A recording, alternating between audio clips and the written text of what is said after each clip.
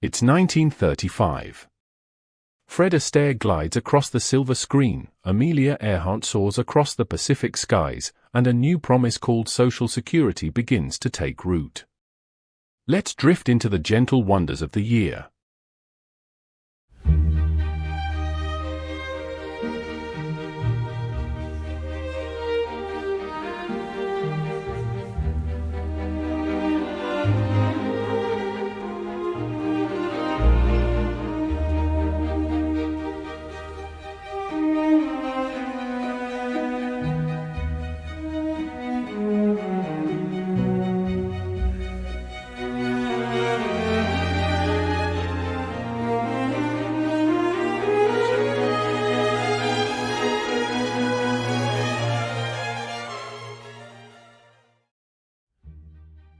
Welcome, dear dreamer.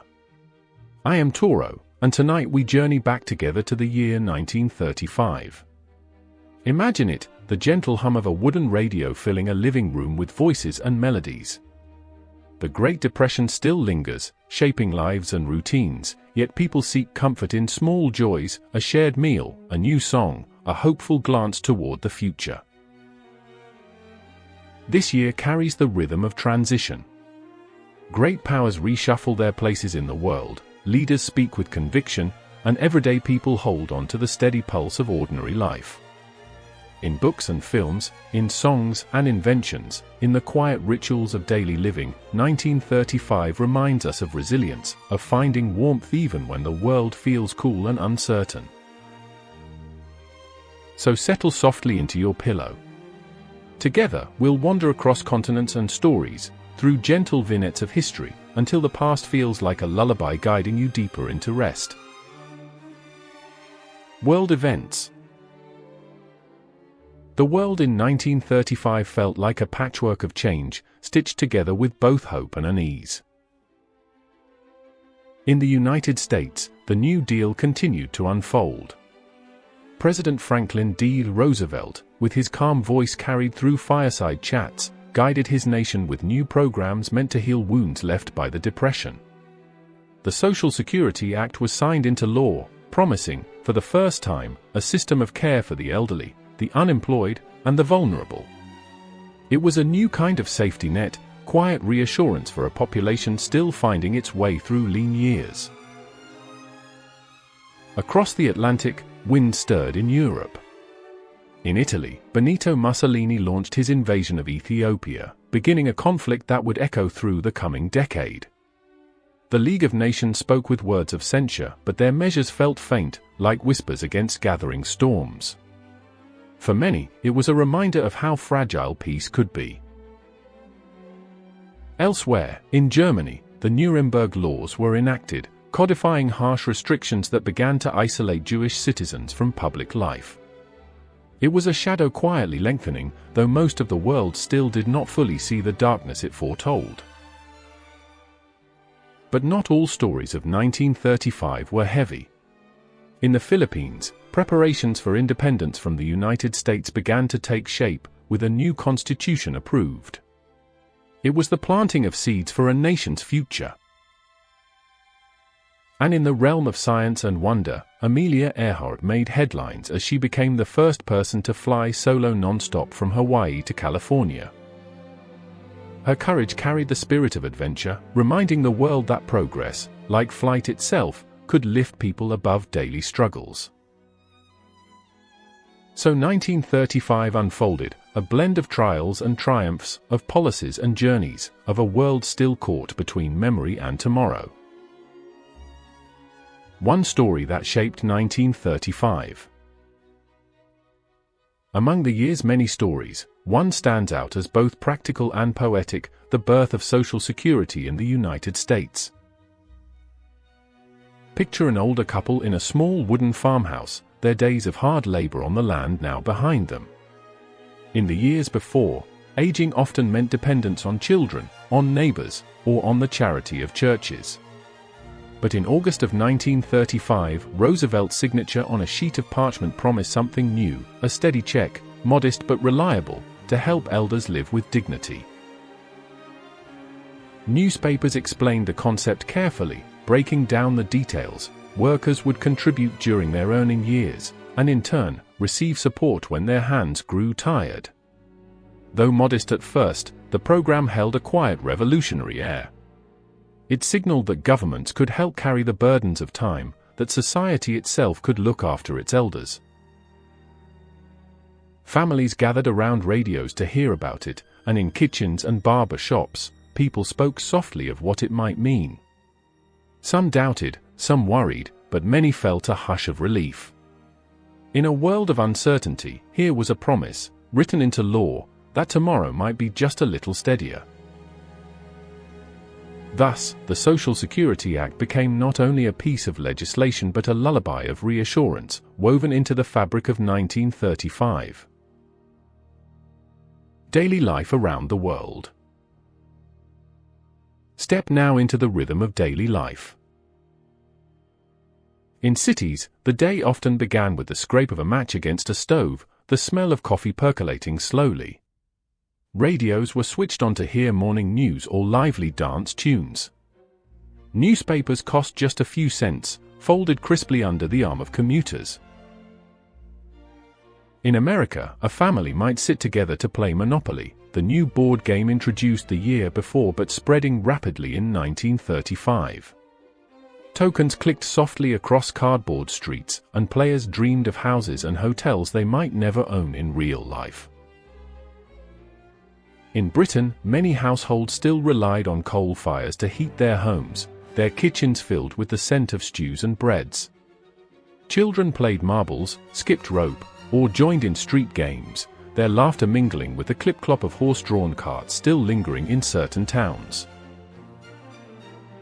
In Japan, kimonos and Western clothing mixed, as tradition and modernity coexisted. Streetcars rattled through busy avenues, carrying workers, students, and shoppers. Vendors sold rice crackers wrapped in paper, the sound of commerce carrying through narrow alleys. Everywhere, transportation shaped life. Automobiles were becoming more common, though most still walked, cycled, or rode trams. A ticket for a local bus might cost only a few pennies. Air travel remained a wonder for the wealthy or the daring, though Amelia Earhart's daring flights reminded ordinary people that the skies were opening, bit by bit. Homes were simpler than today. Refrigerators were still luxuries, many families relied on iceboxes. Washing clothes often meant scrubbing by hand. Evenings gathered around radios or at cinemas offered escape. Films with Fred Astaire and Ginger Rogers brought elegance and rhythm into ordinary lives, lifting spirits from the grayness of work. Daily life in 1935 was not without hardship, but within its fabric were threads of comfort, ritual, and gentle joys. Science, inventions, and technology. 1935 brought quiet marvels in science and invention. Radar technology began to take shape, as scientists like Robert Watson Watt explored new ways of detecting distant objects with radio waves. Though not yet widely known, it was the beginning of a technology that would soon reshape both defense and navigation. In medicine, sulfur drugs became more widely recognized. These early antibiotics offered hope against infections that had long plagued humanity, promising safer recoveries from illnesses once feared. Household life too saw gentle shifts. Electric refrigerators, though still expensive, were appearing in more homes, freeing families from the daily delivery of ice blocks. Telephones became more common, their dials turning with a satisfying click as voices connected across miles. And high above the earth, the first experimental radar echoes, the earliest jet engines, and even whispers of television carried a sense of a future drawing near. Though still out of reach for most, these inventions hummed like distant stars, quiet signals of what the coming decades would bring. Culture and the arts. Culture in 1935 shimmered with song, dance, and silver screens. In movie theaters, audiences delighted in Top Hat, the Fred Astaire and Ginger Rogers musical filled with elegance, romance, and tap-dancing brilliance. Shirley Temple, the child star with golden curls, continued to bring joy in films like Curly Top and The Little Colonel, her cheerful presence offering families light-hearted escape. In literature, novels such as Sinclair Lewis's It Can't Happen Here explored political themes, while readers found comfort in poetry, serial stories, and magazines filled with both fiction and fashion. On radio, swing music gained ground, with Benny Goodman's orchestra enchanting listeners. Families gathered in parlors, tapping their feet to rhythms that carried both energy and optimism. Art, meanwhile, reflected both tradition and modernism. In Mexico, Diego Rivera painted murals that celebrated labor and community. In Europe, surrealism continued to bloom, with Salvador Dali's dreamscape sparking imaginations. And in sports, Jesse Owens shone on the track, his speed and grace thrilling spectators. Baseball remained America's beloved pastime, with fans cheering teams through summer afternoons. The arts of 1935 were not only entertainment but balm, soft lanterns of joy lighting evenings across the world. Media and headlines. The news of 1935 arrived most often by newspaper or radio.